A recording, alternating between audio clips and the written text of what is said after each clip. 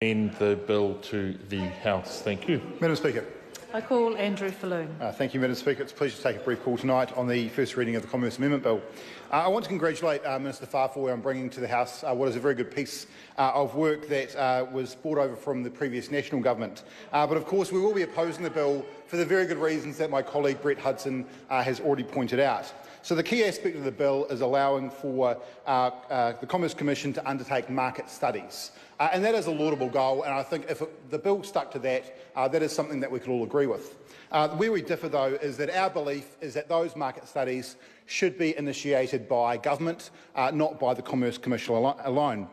That would allow for democratic oversight of those decisions, rather than having them with the Commerce Commission and giving them an unfettered right to undertake those studies. There's two other aspects of the bill which I want to briefly touch on, and I enjoyed Mr Eagle's comment just now about how he's got 2 airports in his electorate, and I've actually been to the Chatham Islands, and it's a wonderful place, Paul, but I've actually got 3 airports in my electorate. I've got wonderful Timaru Airport, Ashburn Airport, which is also very well used, and the wonderful Rangitata Island Aerodrome. None of those airports are large enough, unfortunately, to be included in this bill, but there are 3 airports that are large enough to be included in the scope of this legislation, and they, of course, are Auckland, Wellington and Christchurch. And the bill itself states that it makes a change to enable negotiate/arbitrate regulation, default/customised price quality regulation, or individual price quality regulation to be imposed on specific airport services by Order in Council. Now, if members opposite understood that, they're probably doing better than I can. But what I can say is, well, what I have to ask is why. Because there's actually been a study into Part 4 by MB by MB, and that review found that the legislation is working and is effective.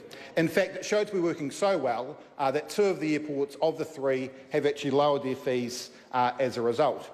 Finally, Madam Speaker, there's a third aspect of the bill, and that is around alternative enforcement. That's also an aspect that we support. It's a sensible addition to the Commerce Commission's, basket of goods that they can use. We do support it. I do look forward to the bill, if it does pass, going to the Economic Development, Science and Innovation Select Committee. It's a very hard-working committee, led admirably by my friend and colleague, Jonathan Young. If the bill does come to our Select Committee, I do look forward to working on that bill and making it better, and perhaps putting it into a position where we can vote for the bill beyond first reading. Thank you, Madam Speaker. I call Dr Duncan Webb. Thank you, Madam Speaker.